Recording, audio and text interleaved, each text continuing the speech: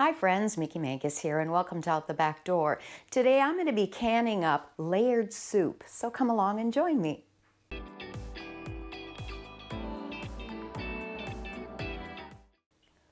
So maybe you're not familiar with layered soup.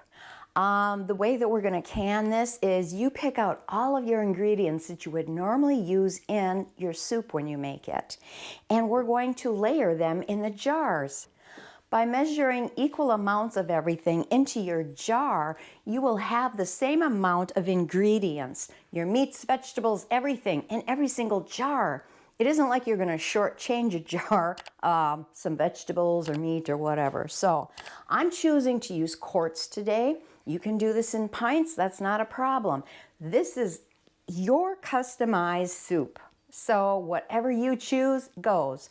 So pick out your vegetables that you would normally put in your soup, grab your meat, and we're going to get to it. Today I'm choosing to use venison. I'm going to be cutting this up into smaller cube size, actually bite-sized pieces.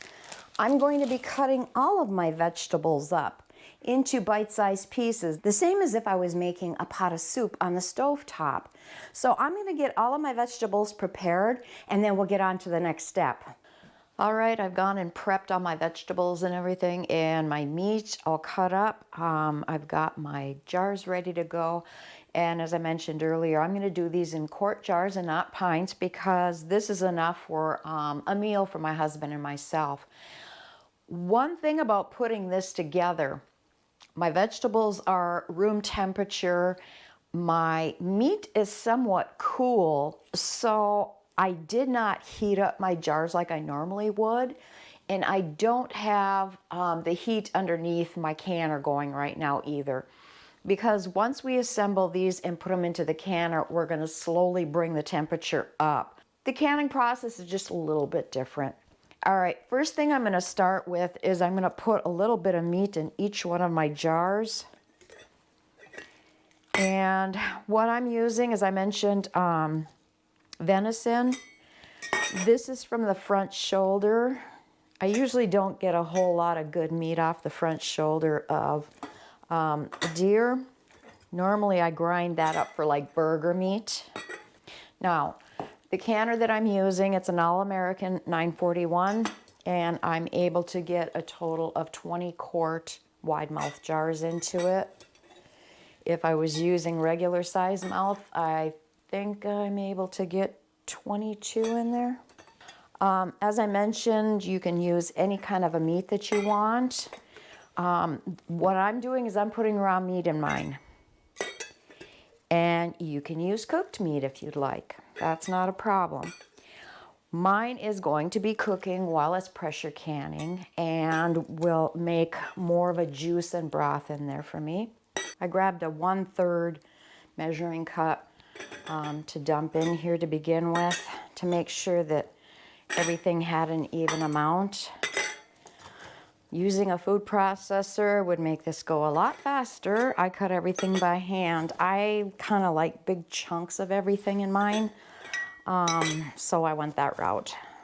If you want to add like squash, mushrooms, whatever you want. The only thing I wouldn't add is probably pasta ahead of time. I have found that when you're pressure canning like soups and you put a pasta in there, the pasta really gets mushy. And so if you do want to make like turkey soup with vegetables in it, leave enough room where you've got a lot of broth in it. And then once you open it up, you can add your pasta to it afterwards. Because most of the time when I do like turkey or chicken soup with the vegetables in it, I'll use egg noodles, and that cooks up really fast. So all I do is I heat up my soup then and dump my noodles in there and let them cook up, and it's finished. But this is a nice hearty meal. Okay, next I'm going to add carrots to it, and it looks like I should have enough to dump a 1/3 cup of carrots into each one of the jars. The celery, I'm going to use a 1/4 cup. Next, I'm putting in onions, and I've got like a tablespoon here.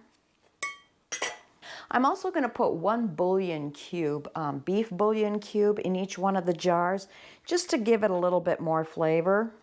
And like I said, when you're doing this, you're going to use the ingredients you normally would if you were just making a big pot of soup on the stovetop. I'm also going to be putting salt and pepper.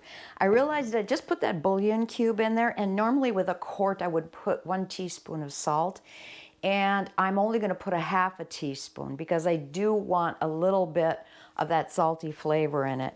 Also, the pepper that I'm going to be using today, I'm just using white pepper. You can use black pepper if you want.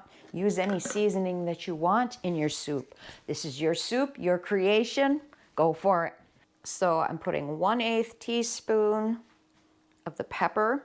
If you're not using bouillon, go ahead and add 1 teaspoon of salt. Remember, don't use iodized salt when you're canning. I'm also going to be adding diced tomatoes. And the reason I'm dumping these into 1 container right now is just so I can measure this out a little bit better. Okay, right now I am going to start with a 1/3 cup. And if I have extra, I'll just kind of work it around. Okay, now I'm going to top my jars off with water.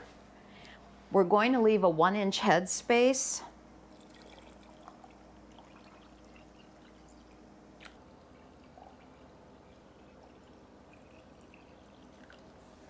Can you see why we call this a layered soup? And if you do need to add any extra water to bring it to 1 inch, that's fine.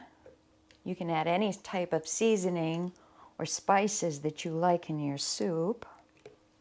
All right, we'll hurry up and clean off our rims.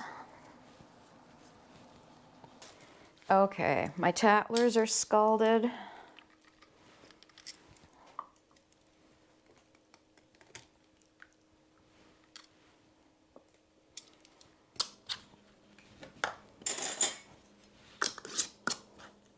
Okay, the jars are all ready to go into the canner. I'm going to double stack them in there. I get 10 on the bottom and 10 on the top. For quarts, I am going to be processing for 90 minutes. If you're doing pints, you want to do 75 minutes. Also for our elevation, I'm doing 10 pounds. So I'm going to load up the canner. Like I said, I'll put the heat on probably about medium high to start bringing it up, and then we'll vent 10 minutes like we normally do, let the pressure come up, and I'll be processing, and once I'm ready to take these out, I'll get right back to you. Well, good morning. This took a little bit longer than I anticipated. It was probably midnight before I got all the jars out of the canner and got them set onto the table so they could cool down. And now this morning when we got up, found out that we are out of hot water. So I don't know what the situation is with the water heater. I've been boiling water on my stovetop in order to do the dishes and everything. Mr. Mankus is out hunting right now, and that's fine. So when he comes in, he can give that a look at, and we'll see what the situation is. But we've got all the jars washed up and everything, and I am going to label these and get them put down into the pantry. I did have 1 jar did not seal. And I think that was one of them that I was fighting, trying to get the band on correctly. I had 2 of them that did that, and the one I did change the band. It was just like, I'm not going to fight with this any longer. And I should have changed the band on the other one that I was having an issue. And I believe that is the one that did not seal properly. But we're going to warm that up for lunch, and that's okay. A simple way of getting an equal amount of ingredients into each and every one of your jars instead of trying to stir up your big pot of soup or whatever to make sure that you're getting equal amounts in there and everything. So if you did enjoy this video, please consider subscribing, hit the notification bell, and give me a thumbs up. And if you have any comments or questions, please leave them below. So until next time, I hope you have a wonderful day. God bless.